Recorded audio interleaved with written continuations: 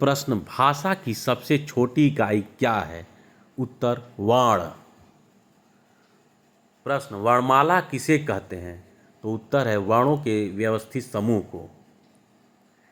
हिंदी में मूलतः वर्णों की संख्या कितनी होती है? उत्तर, 52।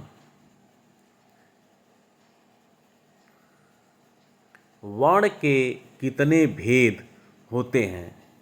प्रश्न, वर्ण के कितने भेद होते हैं? उत्तर, 2, स्वर और व्यंजन। प्रश्न, हिंदी में स्वरों की संख्या कितनी होती है? उत्तर, 11 होती है। प्रश्न, स्वर के कितने भेद होते हैं? उत्तर, 3 भेद होते हैं, ह्रस्व, दीर्घ, प्लुत। कितने होते हैं? 3 होते हैं। प्रश्न, ह्रस्व स्वरों की संख्या कितनी है?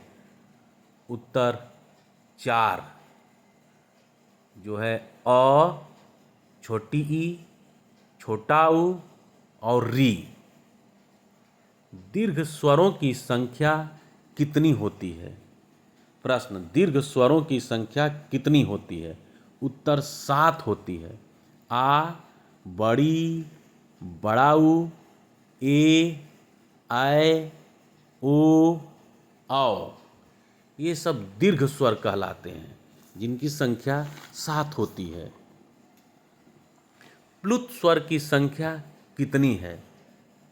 प्रश्न, प्लुत स्वर की संख्या कितनी है? उत्तर, 1, जिसे ओम कहते हैं, प्लुत स्वर। हिंदी वर्णमाला में व्यंजनों की संख्या कितनी है? उत्तर, हिंदी वर्णमाला में व्यंजनों की संख्या 33 है। कितनी है? 33। प्रश्न, उच्चारण के आधार पर व्यंजनों के कितने भेद हैं? उत्तर, 3 भेद हैं, स्पर्श, अंतस्थ, ऊष्म। ये 3 भेद उच्चारण के आधार पर व्यंजनों के होते हैं, स्पर्श, अंतस्थ और ऊष्म। 3 भेद होते हैं उच्चारण के आधार पर व्यंजनों के। प्रश्न, स्पर्श व्यंजन में कुल कितने वर्ण हैं? तो उत्तर है, स्पर्श वर्ण में 25 व्यंजन हैं, जो क से लेकर म तक होते हैं। सबसे अधिक स्पर्श व्यंजन में ही वर्ण होते हैं, जिसकी संख्या 25 है। क से लेकर म तक सभी जो वर्ण हैं वह स्पर्श व्यंजन कहलाते हैं। अंतस्थ व्यंजन कितने होते हैं? उत्तर, अंतस्थ व्यंजन 4 होते हैं, य, र, ल, व। तो य, र, ल, व ये सब अंतस्थ व्यंजन कहलाते हैं, जिनकी संख्या 4 होती है। ऊष्म व्यंजन कितने होते हैं? प्रश्न, ऊष्म व्यंजन कितने होते हैं? उत्तर, 4 होते हैं, बड़ा स, मूर्धन्य स, छोटा स, ह। 4 होते हैं ऊष्म व्यंजन, जिसे श, ह, स, ह कहलाते हैं। बड़ा स, मूर्धन्य स, छोटा स, ह। संयुक्त व्यंजन कितने होते हैं? उत्तर, संयुक्त व्यंजन 4 होते हैं, छत्रि छ, त्र, ज्ञ, स्र। ये 4 वर्ण को संयुक्त व्यंजन कहते हैं। संयुक्त व्यंजन कितने होते हैं? तो उत्तर, 4 होते हैं, छ, त्र, ज्ञ, स्र। उत्क्षिप्त व्यंजन कितने होते हैं? उत्क्षिप्त व्यंजन कितने होते हैं? उत्तर, 2 होते हैं, ड़ और ढ़। ड़ और ढ़ को उत्क्षिप्त व्यंजन कहते हैं। तो उत्क्षिप्त व्यंजन 2 होते हैं, ड़ और ढ़। हिंदी वर्णमाला में लुंठित व्यंजन कौन है? तो हिंदी वर्णमाला में लुंठित वर्ण र है। हिंदी वर्णमाला में लुंठित व्यंजन र को कहते हैं। हिंदी में अनुनासिक वर्णों की संख्या कितनी है? उत्तर 5 है। अंग, इय, ण, न, म, यानी कि सभी वर्ग के वर्णों के अंतिम वर्ण को अनुनासिक वर्ण कहते हैं, जिसकी संख्या 5 होती है। अंग, इय, ण, न, म। अयोगवाह कितने होते हैं? हिंदी में अयोगवाह कितने होते हैं? 2 होते हैं। अंग और अह। अंग और अह अयोगवाह वर्ण कहलाते हैं, जिनकी संख्या 2 होती है।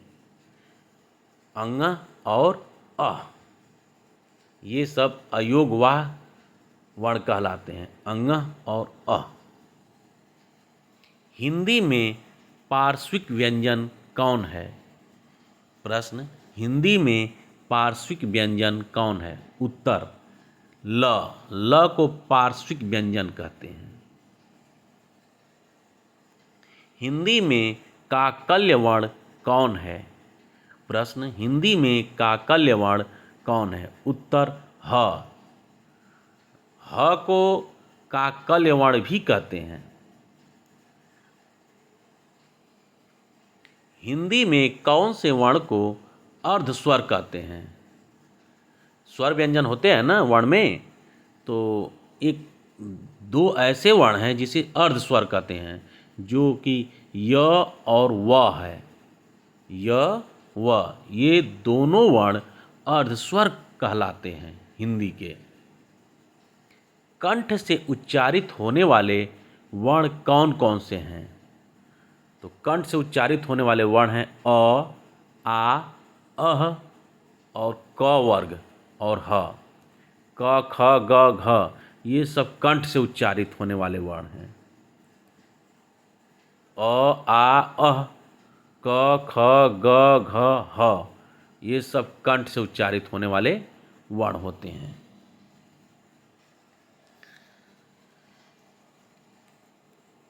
कंठ से उच्चारित होने वाले वर्ण अ, आ, अह, क, ख, ग, घ और ह। तालु से उच्चारित होने वाले वर्ण कौन कौन से हैं? प्रश्न, तालु से उच्चारित होने वाले वर्ण कौन कौन से हैं? उत्तर छोटी ई, बड़ी ई, च वर्ग, य, स। मूर्धा से उच्चारित होने वाले वर्ण कौन कौन से हैं? उत्तर री, ट वर्ग, र, मूर्धन्य स, ड़ और ढ़ ये सब मूर्धा से उच्चारित होने वाले वर्ण कहलाते हैं। मूर्धा से उच्चारित होने वाले वर्ण हैं री, ट, ठ, ड, ढ, फिर र, मूर्धन्य स, ड़, ढ़।